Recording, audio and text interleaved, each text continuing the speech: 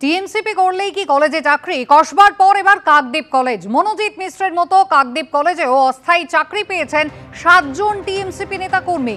এমনটাই অভিযোগ কাকদ্বীপ কলেজের প্রাক্তন ছাত্র ও এবিভিপি নেতা নিপুণ দাসের। এর আগে উত্তরপাড়া প্যারিমোহন কলেজ, সেখানেও কিন্তু এই ধরনের অভিযোগে উঠেছিল। অন্তত 10 জন স্থায়ী অস্থায়ী কর্মীর পদে চাকরি পেয়েছেন। আর এবার কসবার পরে দেখা যাচ্ছে কাকদ্বীপ কলেজও প্রায় একই ঘটনা, যেখানে মনোজিৎ মিশ্রের মতোই অস্থায়ী কর্মীর চাকরি পেয়েছেন 7 জন টিএমসিপি নেতা কর্মী। এমনটা অভিযোগ করেছেন কাকদ্বীপ কলেজের প্রাক্তন ছাত্র এবং এবিভিপি নেতা নিপুণ দাস।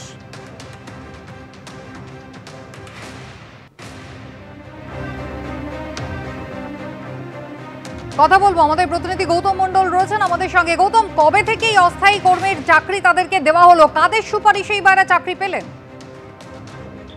দেখো, কিছু নেতা 2022 সালে এই নিয়োগগুলো হয় একেবারে অস্থায়ী কর্মী হিসাবে। কিন্তু যেটা বড় পরিচয়, যেটা অভিযোগ করছে এবিভিপি পক্ষ থেকে এবং টিওয়াইএফআই এর পক্ষ থেকে, যেটা অভিযোগ এই যে 7 জনের অস্থায়ী কর্মী হিসাবে কাকদ্বীপ কলেজে চাকরি হলো, এরা প্রত্যেকেই টিএমসিপি নেতা কর্মী। এদের একটাই পরিচয়, এরা টিএমসিপি এবং এরা কলেজে দীর্ঘদিন ধরে ছিলেন। এবং যেহেতু 2011 সালের পর থেকে কাকদ্বীপ কলেজে কোনো নির্বাচন হয়নি, ছাত্র সংসদের নির্বাচন, তারপর থেকেই মূলত যারা এই চাকরি পেয়েছেন এই 7 জন, তাদের দখলেই ছিল এই কাকদ্বীপ কলেজ।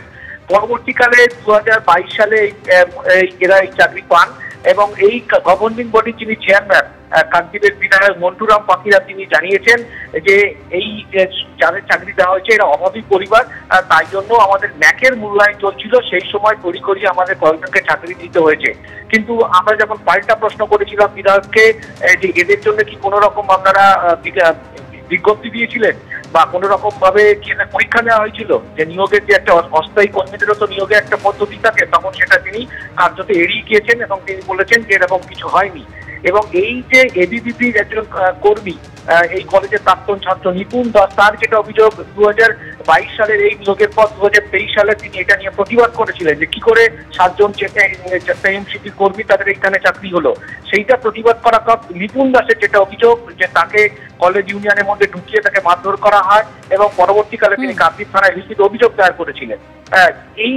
এই ঘটনাক্রম কিন্তু এই যে শুধু কসবা ল কলেজ নয়, যে ট্র্যাডিশন কসবা ল কলেজের মনোজিৎ মিশ্রের ক্ষেত্রে আমরা দেখেছিলাম, কিন্তু কাকদ্বীপ কলেজে সেটা বিরোধীরা যেটা অভিযোগ করছে যে এই ট্র্যাডিশন কিন্তু কাকদ্বীপ কলেজে দেখা গেল। এবং এখানে হচ্ছে 7 জন যে অস্থায়ী কর্মী হিসাবে যাদের মনোনয়ন দেওয়া হলো বা যাদেরকে চাকরি দেওয়া হলো, তারা কিন্তু সকলেই টিএমসিপি কর্মী। তবে এ বিষয়ে অধ্যক্ষ, কাকদ্বীপ কলেজের অধ্যক্ষ, তিনি যেটা জানিয়েছেন, আমি 2022 সালে এখানে জয়েন করি, কিন্তু তার আগেই গভর্নিং বডি এখানে সিদ্ধান্ত নিয়ে রেখেছিল যে কিছু অস্থায়ী কর্মী হবে। সেই সময় ন্যাকের মূল্যায়ন চলছিল এবং আমাদের কর্মী। গৌতম, ধন্যবাদ।